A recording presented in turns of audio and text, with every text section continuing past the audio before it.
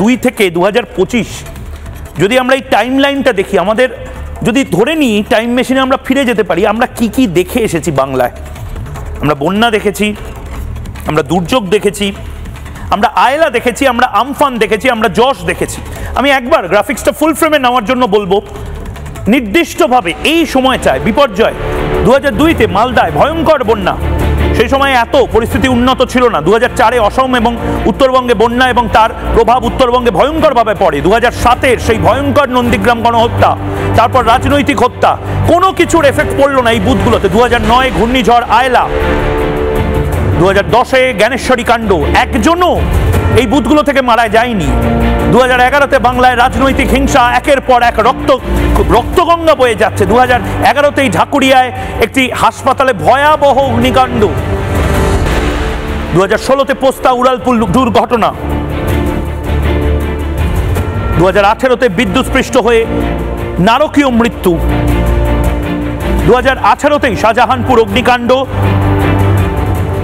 2020-21-এ সেই ভয়ঙ্কর করোনা অতিমারি, যেখান থেকে অমরত্ব পেয়ে গেলেন এতজন মানুষ এতগুলো বুথে, এবং 2020-তে আমফান, 2021-এ ইয়াস, পরপর ঘূর্ণিঝড়, 2022-এ বকটুই গণহত্যা। রক্তিম দাস, আপনি এতদিন ধরে সাংবাদিকতা করছেন, হয় আপনারা বা আমরা মিথ্যা কথা বলছিলাম। আমরা এই যে এত মানুষ যে মারা গেছে, তারা কেউ মানে প্রত্যেকে ইমিউন, তারা কি খায়, তারা কিভাবে কাজটা করে যে এই বুথগুলোতে তাদের মানে তারা জাস্ট এফেক্টেডই হলো না? রক্তিম দা, আমি ভেবেছিলাম যে মৃত বাবা মারা আর ফিরবেন না, কিন্তু আবার দেখছি আবার মৃত বাবা মারা আবার ফিরে আসবেন বিনা তর্পণে, সেটা আবার একটা প্রচেষ্টা শুরু হয়েছে। আর দ্বিতীয় কথা হচ্ছে যে আপনি যে বললেন, সত্যি এত সহজে যদি অমরত্ব পাওয়া যায়, এ তো পৃথিবীর সবচেয়ে সুখী সমৃদ্ধশালী রাষ্ট্র হচ্ছে ভুটান, আর কোন একটা দেশের জানি মানুষ সবচেয়ে বেশি দিন বাঁচে। তো এবার কি পশ্চিমবঙ্গ সেই রেকর্ডকে ছাপিয়ে যাবে, সবচেয়ে বেশি দিন বাঁচা মানুষের তালিকায় নাম উঠবে?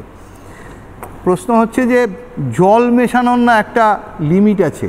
আপনি দুধে জল মেশাতে মেশাতে মেশাতে মেশাতে একটা সময় গিয়ে দেখবেন দুধ আর নেই, সেটা সম্পূর্ণ জল হয়ে গেছে। এখন এই জায়গাটা সেরকম হচ্ছে।